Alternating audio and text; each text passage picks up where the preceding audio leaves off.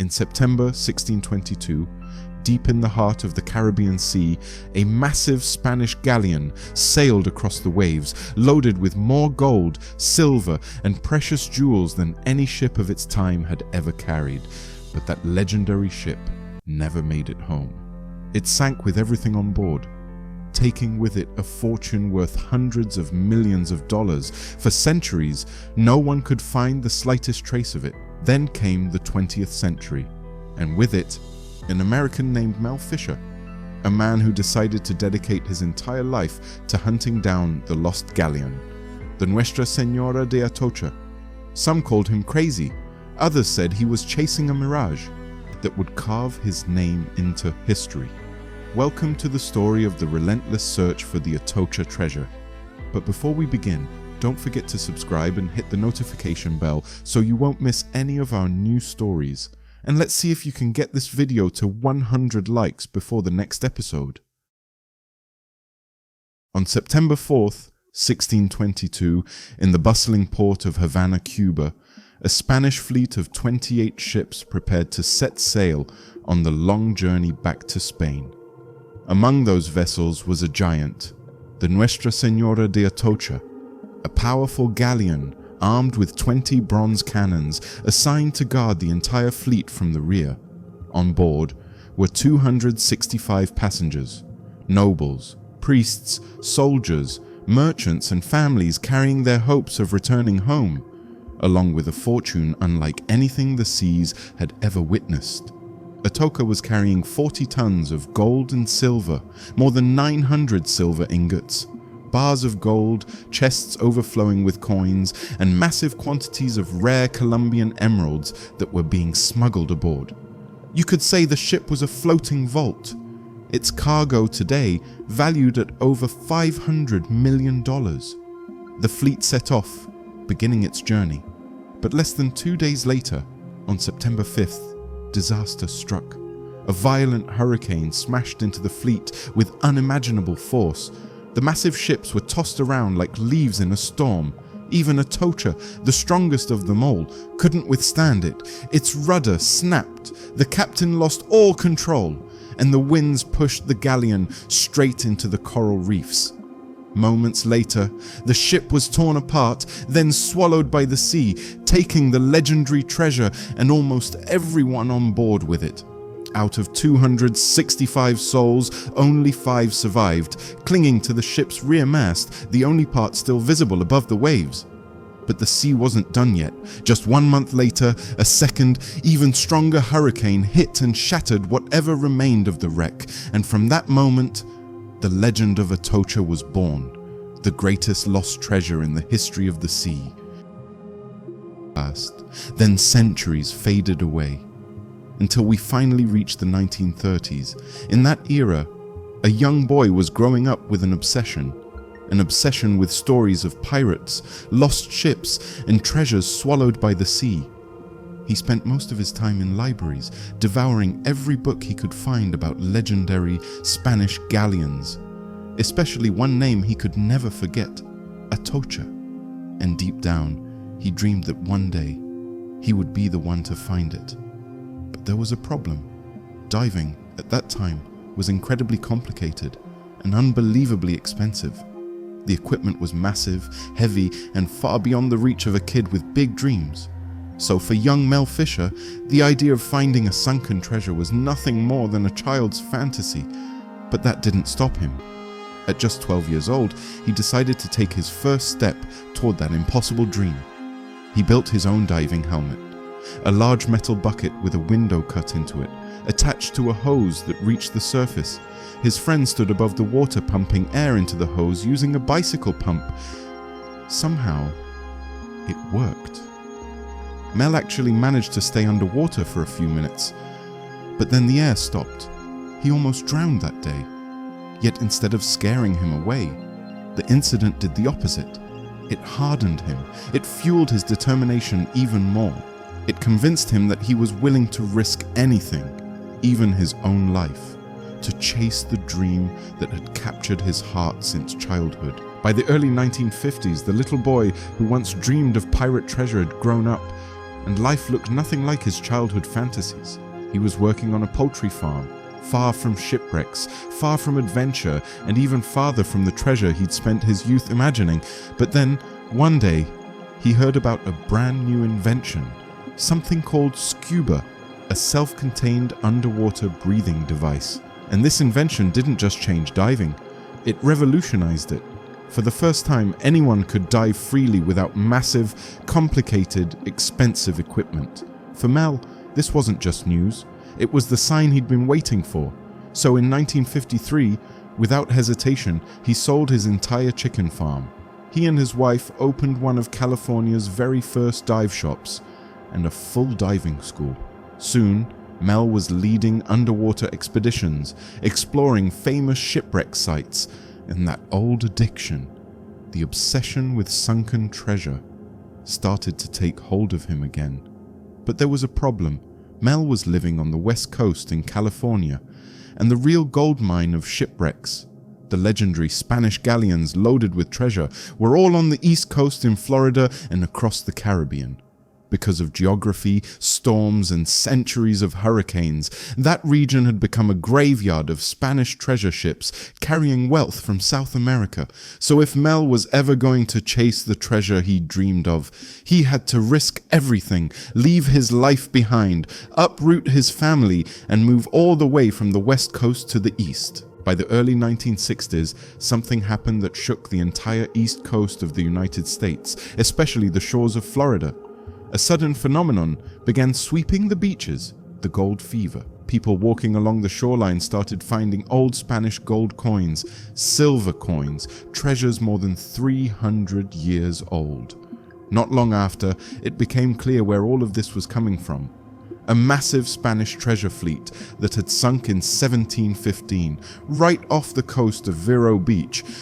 But there was a catch. You couldn't just grab your gear and dive anywhere you wanted. To explore a wreck site legally, you needed an official permit. By that time, Mel Fisher had already built a reputation as a master treasure diver. So the man holding the permit for the 1715 wreck site approached him with an offer.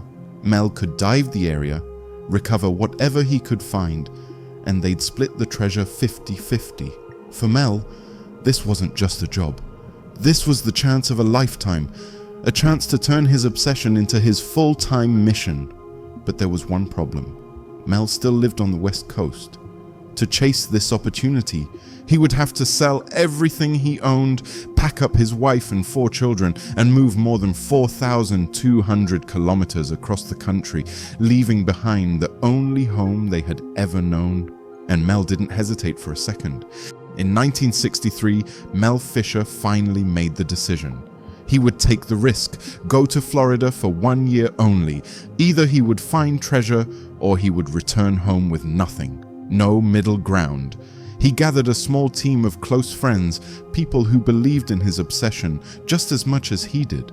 They agreed to work with him for an entire year without getting paid, all for the chance of uncovering the treasure that might change their lives forever. When Mel Fisher arrived in Florida in 1963, he came armed with something no treasure hunter had ever used before. One member of his team was an electronics expert who had built a compact version of a World War II device, the magnetometer, a machine originally used to detect submarines. It worked by lowering a sensor into the water that could detect metal beneath the seabed. Mel was convinced that this device would be the key to finding a shipwreck. But the first months of searching were painfully disappointing. The problem wasn't the magnetometer. It worked perfectly, giving off constant signals. The problem was what happened when the divers went down to investigate. The deeper waters were so cloudy that divers couldn't even see their own hands, let alone search for anything. Mel began to feel the dream slipping away, ending before it even had a chance to begin. Then one day, he had an idea. The water at the surface was crystal clear. Only the deeper layers were murky. So what if he could push the clear water down? Mel designed massive steel pipes that mounted onto the boat, directing the powerful thrust of the propellers straight toward the seabed, and the idea worked brilliantly. The divers could finally see underwater, but that wasn't the only surprise. The strong jet of water didn't just clear visibility, it dug into the sand, carving holes as deep as 1.8 meters in the ocean floor. Work that used to take months could now be done in a single day. Mel Fisher had just changed the rules of the game. After Mel's invention, he became certain that finding the treasure was no longer a matter of if, only a matter of when. Every day, he and his team would drill a new hole in the seabed and begin their search. At first, the excitement was sky high. The whole crew felt they were inches away from a breakthrough. But as time passed, that early spark of success began to look like nothing more than a lucky fluke. Weeks turned into months, and still, nothing. Every hole they dug led to the same result: mud, sand, and disappointment. Meanwhile, the deadline Mel had given himself, a single year, was running out fast. After 11 months of exhausting work, the only big hole Mel had managed to dig was in his bank account. His money was nearly gone. The funds from the people who believed in him were almost drained. He was inches away from losing everything, and yet Mel remained optimistic. Every single day, he pushed his team, encouraging them to keep going, to hold on just a little longer. Then came day 360. Just as they were on the brink of giving up, they dug a new hole and found it filled with Spanish gold coins. One of the divers later described the scene, saying, "It looked like the entire ocean floor was paved with gold." The treasure they uncovered totaled 1,033 gold coins, the largest treasure recovery of its time. That discovery changed everything. Mel and his team decided none of them were ever going back to California. They moved permanently to Florida, and over the next 7 years, they continued working the wrecks of the 1715 fleet, slowly turning Mel Fisher into one of the most legendary treasure hunters in the world. After the massive success Mel Fisher had already achieved, he could have easily decided to retire, live comfortably off the fortune he'd found, and enjoy the rest of his life. But that's not what happened. Instead, his eyes shifted towards something bigger, the ultimate prize. The Atocha, the largest treasure ship ever lost in that part of the ocean, a ship carrying more than $500 million worth of gold, silver, and precious stones, all still lying somewhere off the coast of Florida. But there was a major problem. Mel Fisher had no idea where to start. The Florida Keys stretch over 350 kilometers, a long chain of islands and reefs. Where do you even begin searching in a place like that? Then, by pure luck and persistence, Mel managed to get his hands on a document claiming that the Atocha sank near the last island of Matacumbe. But even that wasn't simple. There were 3 islands with the same name: Upper Matacumbe, Middle Matacumbe, and Lower Matacumbe. Still, in 1968, Mel made his choice. He focused all his efforts on that region. He and his team built theories about wind patterns,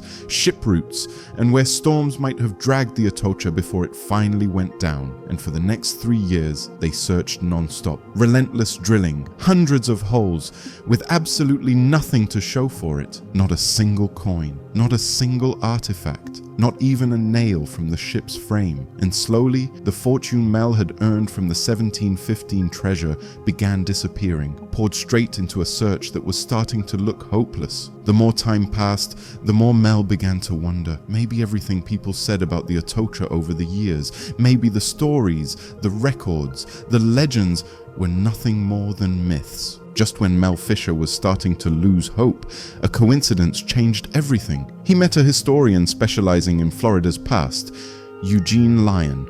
Lyon was preparing to travel to Seville, Spain, to study a massive archive of old Spanish documents for his PhD research. After talking to him, Mel felt this man might be the key he'd been missing. So he asked Eugene, "If you ever come across anything mentioning the Atocha, tell me immediately." What happened next was nothing short of unbelievable. In the middle of millions of pages stored in the archives, Eugene actually found a set of documents describing salvage operations from a ship called Santa Margarita, the sister ship of the Atocha. Both ships had sunk in the same hurricane in 1622. Among the documents was a first-hand account written by one of the survivors of the Margarita. He described in detail how they watched the Atocha break apart and sink right in front of their eyes. But the most important part was at the very end. The document identified the location of the sinking Cayos de los Marques, known today as the Marquesas Keys. And here was the shock. Those islands were 160 kilometers away from where Mel Fisher had been searching for 3 years. 3 whole years spent digging in the wrong place, searching empty water. As soon as the new information arrived from Seville, Mel Fisher moved all his equipment and team to the Marquesas Keys. They began sweeping the seabed with the magnetometer, determined to find the Atocha. But there was an unexpected problem. Every time the device picked up a signal and the divers went down, they found strange objects, completely unrelated to what they were looking for.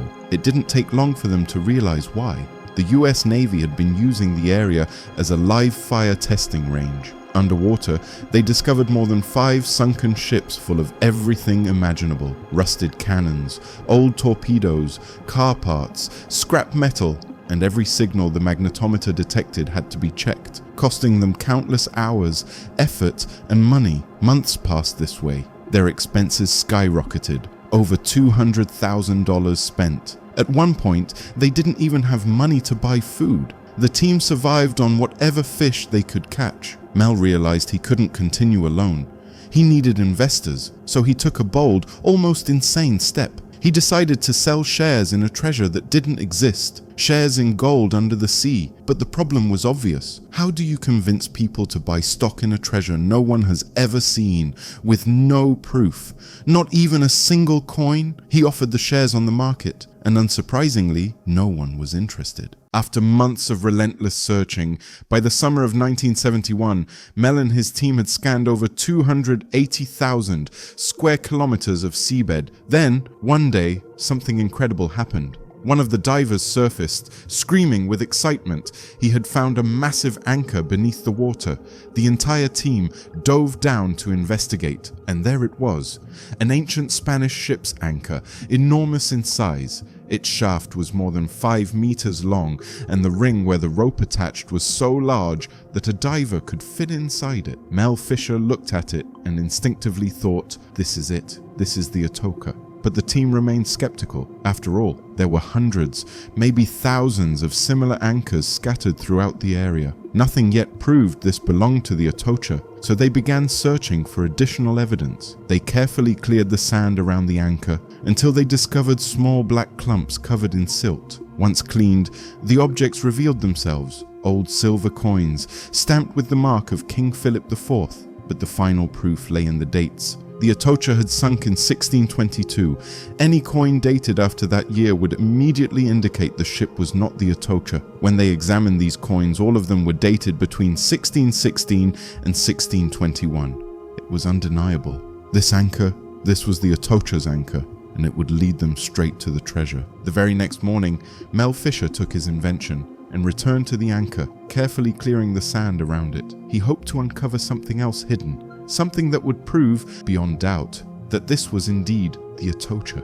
As they began digging, one of the divers spotted something remarkable: a thick gold chain, about 2 meters long. The moment Mel saw it, he knew. Finally, he had found something tangible, something that could convince investors he was just steps away from the treasure. While it didn't prove that the chain belonged to the Atocha, it was real, valuable, and undeniable. With this, he managed to secure funding to continue the hunt, preparing for the search for the main treasure. The anchor itself was more than just a relic. It was a map. It showed the ship's position at the moment the hurricane struck. The Atocha had been tied to the anchor with a massive rope. When the rope broke, the storm pushed the ship in a certain direction. How could they figure out that direction? The pointed tips of the anchor had dug into the seabed toward the northwest, which meant the ship had been pulled in the opposite direction, southeast. Using this insight, Mel and his team began working systematically southeast of the anchor. At first, there were small successes: a few silver coins, a navigational instrument called an astrolabe. But as time went on, frustration returned. The deeper they dug, the more empty holes they found. And for years, they continued like this, digging, hoping, and finding nothing, while the treasure remained hidden somewhere beneath the ocean floor. After 3 long years of searching, the team's morale had hit rock bottom. Then, on May 25th, 1973, something extraordinary happened. About 183 meters from the anchor, the team uncovered 1,460 Spanish silver coins. The quantity was so massive that the site was nicknamed Bank of Spain. Even more importantly, when the team examined the coins, not a single coin was dated after 1621. As we know, the Atocha sank in 1622, just 1 year later. It was clear they were finally on the right track. Their excitement renewed, they dove back into the search. About 2 months later, they discovered 3 massive silver bars, each weighing 36 kilograms. The value of each bar? Around $100,000. Each bar was stamped with Roman numerals, serial numbers, essentially. If these numbers matched the Atocha's records, it would be the final confirmation Mel had been waiting for. He contacted Eugene Lyon, the historian, to examine them. Fortunately, Eugene had brought a microfilm copy of the original Atocha documents from the Seville archives. The documents contained a full inventory of the ship's official cargo, 40 tons of silver, meticulously recorded in 901 bars, each with its own serial number. After moments of tense comparison, Eugene made the discovery. The numbers matched perfectly. Finally, after years of doubt, exhaustion, and frustration, they had irrefutable proof. They had found the Atocha's treasure, and the 3 silver bars they had discovered were just a drop in the ocean compared to the wealth that still lay buried beneath the sea. Once Mel Fisher was 100% certain that they had found the Atocha, the team's focus shifted to a single goal: uncovering the main treasure. He imagined digging a single hole and finding all 900 silver bars stacked together, with the ship's bronze cannons on top. These cannons were incredibly rare and valuable. To motivate the team, he offered a $10,000 reward to the first diver who found a bronze cannon from the Atocha. But it wasn't that simple. They dug kilometer after kilometer, finding nothing. Not a cannon, not a single trace of the main treasure. Months passed, and still, the big prize remained elusive. By July 1975, Mel's son Derek decided to trust his instincts. Instead of continuing the tedious, methodical approach, he jumped far ahead in the search area and dove himself. Moments later, his voice echoed through the water, screaming with excitement. At first, they thought something had gone wrong, or that a fish had attacked him. But then they saw it. He was pointing frantically and shouting, "Cannons! Cannons!" They dove down to him, and what they found was 5 bronze cannons stacked together. It was the moment Mel Fisher realized they had finally reached the treasure beyond price. But that very night, tragedy struck. One of their boats capsized. Mel's son, his wife, and one of the divers were lost. Joy turned instantly into heartbreak. The triumph of the Atocha was now intertwined with the deepest sorrow. If there was one moment Mel Fisher ever thought about giving up, it was the day after the disaster. Overnight, his dream had turned into a nightmare. The treasure that had once been the center of his life now seemed impossibly distant. They returned to shore and stayed 2 full months away from the sea, trying to process the scale of their loss. He seriously questioned whether they should continue at all. But in the midst of this despair, Mel began to see things differently. He thought about his son's dream, the same dream that had led Derek to discover the bronze cannons, the first clue toward the treasure. Derek had followed his instincts just as Mel had done, and he believed wholeheartedly, like his father, that the treasure was out there waiting. Drawing strength from that belief, Mel rallied his team. They returned to the cannon site, hoping the main treasure lay just beneath it. But when they dove, they found nothing. Derek's instinct had been real, but incomplete. The path was real, yes, but the journey was far from over. For years, their efforts seemed fruitless. But in 1983, a new twist changed everything. Mel Fisher's young son, along with diver Andy Matrocchi, were working in an area slightly off the original search path when they discovered an old square iron spike. Andy marked its location on the map and drew a line connecting it to the site of the bronze cannons. They realized the line ran slightly off the old route and decided to follow it. As they explored this new path, they began uncovering new finds: barrels, ship ballast stones, and suddenly copper ingots. Encouraged by these discoveries, they committed to this new route. Over the next 2.5 years, their persistence paid off. They recovered hundreds of silver coins, silver bars, copper ingots, and other treasures. Their spirits soared once again, and in honor of this new successful path, they named it the Treasure Trail. On July 20th, 1985, while the team was working along the treasure trail, diver Andy Matrocchi went down for a routine dive with his partner. At first, they found nothing of interest, but as Andy was turning to head back, his partner tapped him on the shoulder and pointed to something. When they approached, what they saw was breathtaking, a silver bar formation, 1 meter high, 23 meters long, and 6 meters wide. It was the main treasure of the Atocha, finally revealed after 16 years of searching, frustration, and sacrifice. The irony was striking. July 20th was also the same day, 10 years earlier, that Derek, his mother, and a diver had tragically died. Andy immediately signaled the office. Suddenly, the office erupted into chaos. They began searching for Mel Fisher to share the news, but he was nowhere to be found. They called him, looked everywhere. No answer. The day Mel had dreamed of for decades had finally arrived, and the man who had dreamed it was missing. It turned out he had been walking outside in the rain. When he returned to the office, he was met with a whirlwind of celebration. Reporters, photographers, the entire team cheering, and there was his son running toward him. "Dad, forget the nonsense. We found the treasure."